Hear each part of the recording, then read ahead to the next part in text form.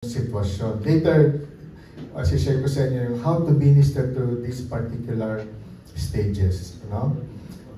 Pangalawa, yung anger. No? A dying person may express anger. No? Why me? Why not him? Masama naman, masamang tao naman yun, di ba? Everyone's mean and insensitive. Gaya nun yung kwento ni kanina, Pastor Ivan, no? Galit dahil doon pala namatay yung kanyang asawa. So, nasa stage pa siya ng anger, no? So, itong stage na ito could be for the dying and also for the relatives, no, na experience tong grief. Okay? My family just want me out of the way. So, yun yung mga thoughts and feelings nila. Sa bargaining, ito, usually not allowed for more time or for less pain. No, let me do it just one more time and alam niyo na yung bargaining, ano? Pabargain sa Panginoon. Sana kapag ako pagalingin mo, magiging na talaga akong matuwid. Hindi na ako magiinom ng alak o paninigarilyo.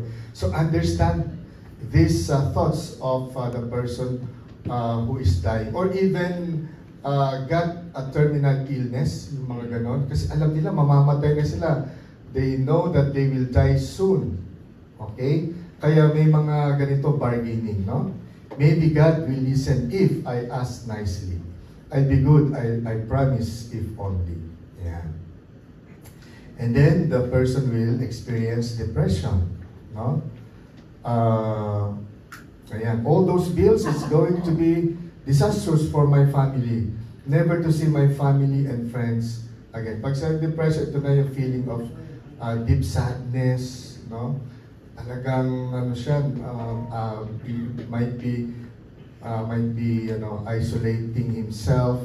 So yun yung nararamdaman nila in depression, no? And then saka lang nila ma-experience yung acceptance. Pero sa stages na yan, ayon sa mga pag-aaral ngayon, ay hindi naman ibig sabihin na straight line. They will experience this one.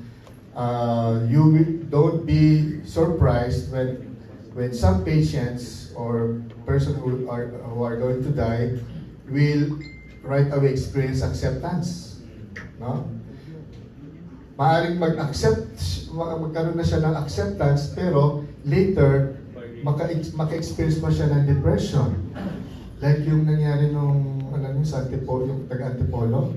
Everybody knows about it, di ba? Ang masama nga kinumpara yun.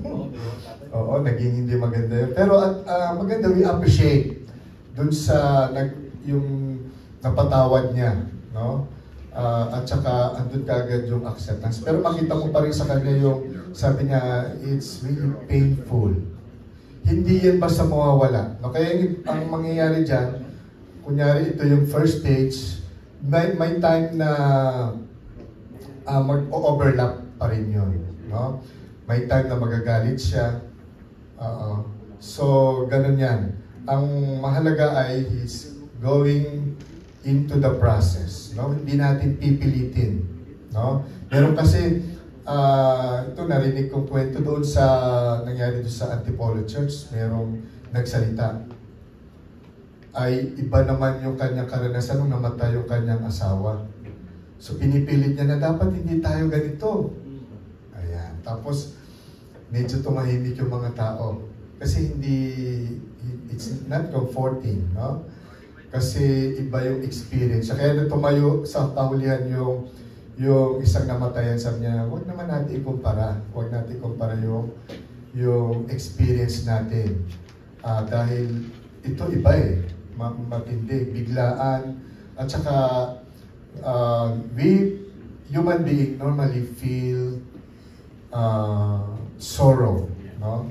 Kinakailangan i-express natin and how we minister to them. Meron pa nga, napanood namin sa Facebook, sa Reels, no, kausap niya yung mother. Nabigyan tuloy namin ng negative comment. Kasi ang sabi, may magandang panukala ang Panginoon sa inyong anak. O, nabigyan tuloy namin ng comment, no? Na i-publicize pa nila. So paano nga ba talaga mag-minister sa kanila? Is it right to say it will it is no, God's will? Maganda pa. Sabi magandang kalooban ng Panginoon, ano? Ano bang magandang kalooban doon? Namatay, di ba? So lalo na pag napakinggan nyo ng nagigrieve, it's not appropriate, no? It could be a good word, no? Galing sa Bible yun. Pero when we talk and minister to the bereaved, it's not appropriate kasi lalong nasasaktan. But we are there to understand what they are feeling at that moment. Okay? So, punta tayo sa 1.2. Common experiences near death. Anong nangyayari sa kanila? There are visions or dreams of deceased loved ones. Naka-experience ba kayo na may mga ganon kayong na-meet? Nagkikwento ng ganon? Oo. Sa mother ko. Buhay pa naman siya ngayon, no? 92 years old na siya. Nauna lang yung aking father, no? When my mother went to my brother's house there in AUP,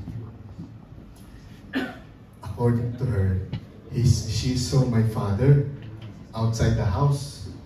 And the father is waiting for her. So parang nagkakaroon na kami ng takot. Ako, baka nagpapaalam na si mami nito. Pero hindi pa naman nangyari. Pero it's real, no? It's true that they are having like this one.